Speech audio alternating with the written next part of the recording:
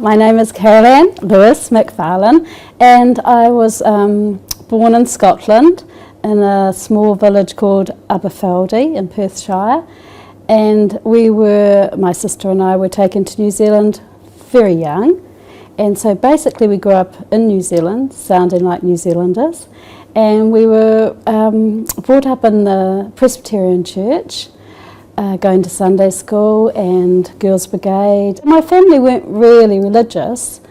I suppose going to church every Sunday sounds a bit like that, but when I was about 14 I became a Pentecostal, and that's when I became really religious and like writing Bible verses on the wall of the toilet, and where people would be sitting and it would come into their mind.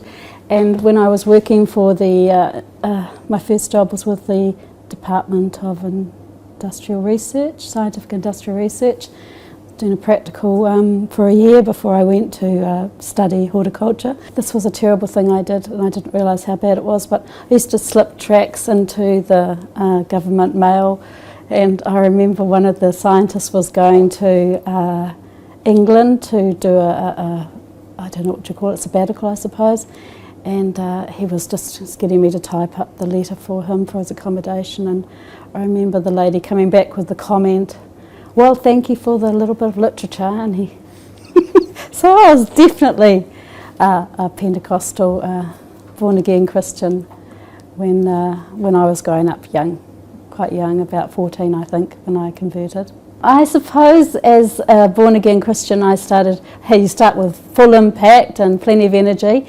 and as the time goes on you kind of, I don't know, maybe run a bit dry, and I was sort of searching, and I was diluted, like I was not much, it wasn't really standing out that I was a Christian. I was quite merged into society and not like I was when I first became a Christian. So I was looking for something. I was looking for a religion that I would like. I studied Islam at Teachers College, but I didn't know I'd studied it. I know I studied it in my head, but it wasn't alive for me. I sort of thought, we have a monastery in the town that I live in Taradale, and I went to a retreat there. It's a Catholic monastery, and I kind of thought, I'd like to be a Catholic, but I do believe in Prophet Jesus, peace be upon him, so I couldn't really be a Catholic, and I couldn't be a Jew because I do believe in Prophet Jesus, so I didn't know there was anything else, and I was so excited when I found out that Islam is just a progression of the great religions, that came to the Jews, came to the Christians, and now it's come to all of the rest of us. I think, first of all, I was seeking it, and I know the other part of my life, which is teaching, I always wanted to go to the Middle East. I wanted to go to the Middle East for a long time. As a Christian, a missionary came from, she'd been to Iran, and I was fascinated by all this separatism of supposedly their religion, that men and women were separate, and I read books about the ladies and what their life was like, and I was fascinated by all of that. But when I came, I went to Australia and tried to get work there, but I couldn't, and I did a course teaching English as a second language, and after a week I could actually put my CV on the internet and got a job in Sharjah. And so this was what I wanted. I was going to be in the Middle East, and I wasn't working and I wasn't getting any work, so boom, I was off. And once I was in a private school in Sharjah, and the people were remarkable. Just in the area itself, I would see men praying in public, and I'm going to start crying. Take a deep breath.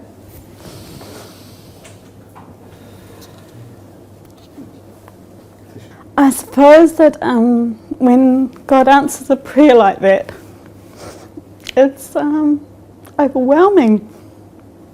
I'm still overwhelmed thinking about it. But I saw all these people doing everything. I'd studied the Bible, and I saw these people doing all the things that I read. I read in the Psalms about praying in the evening and in the morning and in noon. And these people were doing exactly that, unashamedly living their life. And we always thought it with Christians, as we were, that we must walk the talk. And this was a big saying for us. And these people were just walking the talk. It was just embedded in their life. One of my colleagues had recently become Muslim, and I was working with her and other ladies, and how I actually said my Shahada was, people quite often told me how to become a Muslim. I didn't kind of have an intention of becoming. I was interested in hearing about things about it, but I didn't have that clarity of when I was a Christian. You know that you say this and you're born again. You know, it's very clear, the steps.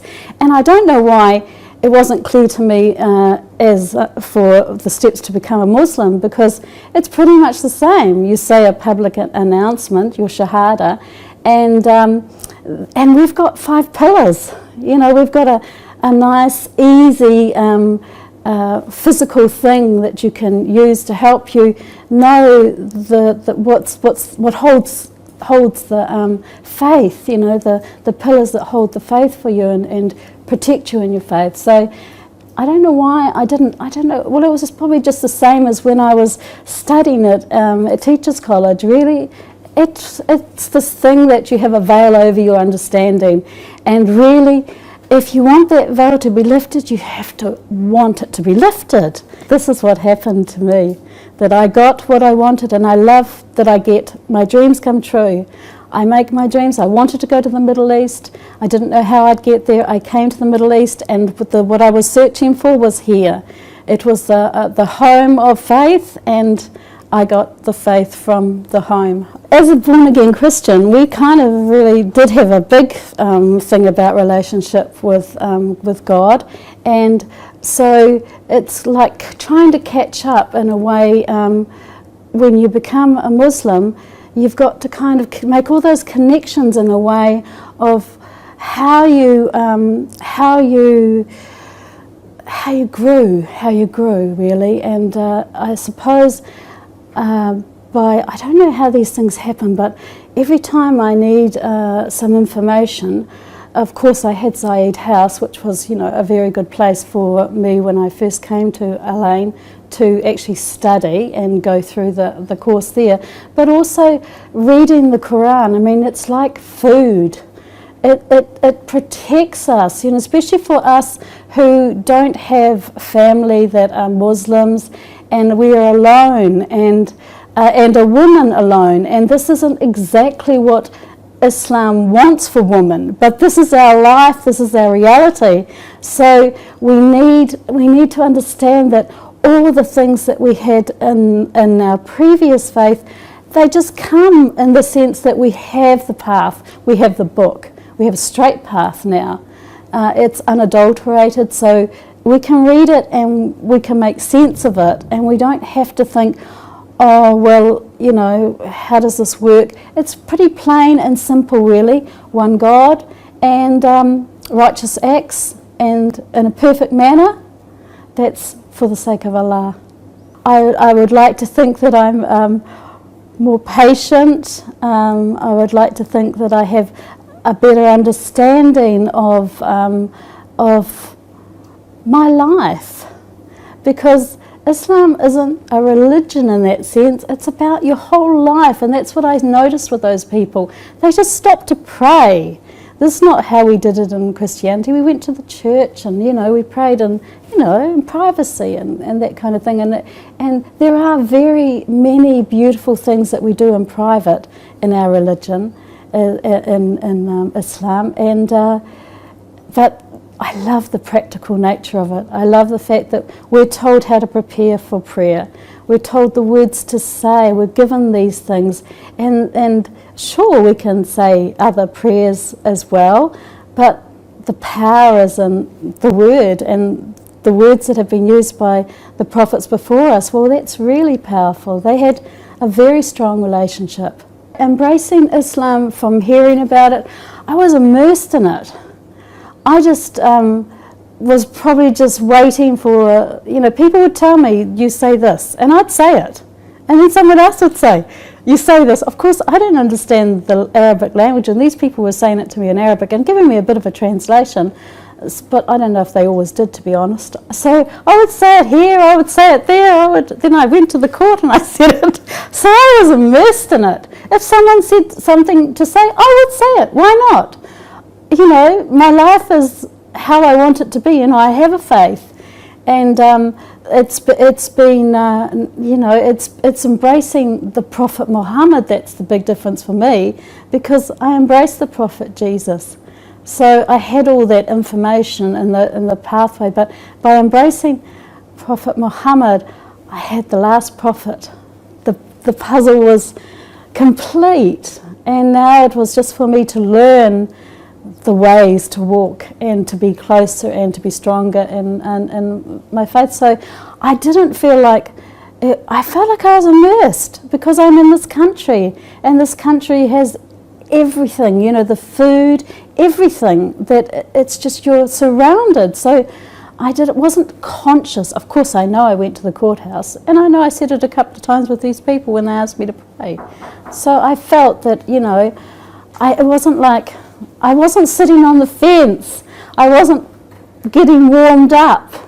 I was kind of just chilling in it. I felt like I was in the moment, and this was the moment that I was supposed to be in, and it wasn't thinking, or I didn't think about it. When I knew that I was going to that courthouse, I wasn't contemplating what's going to happen to my life. I'm 52 at this stage. I'm old. I don't care what people think. It doesn't matter, because I know that it's going to be a better thing for me. And anyway, this is where I want to live life to the fullest. I want to have the best life. And this is what I saw. These people were free to pray, drop down and pray in the sand or the desert. Use sand to clean yourself with. It's so natural and normal and instinctive, and it's how I want to be about my religion. It's how I want it to be. I want all those aspects, what I eat. And actually, to be honest, the Maori people in New Zealand, they didn't, I don't know too much about their faith, but they did pray a lot about everything, where they cut a tree down and all of these things. So it's kind of like, and we grew up knowing a bit about the culture of our country, and so we to have a religion that takes in all the aspects of your life.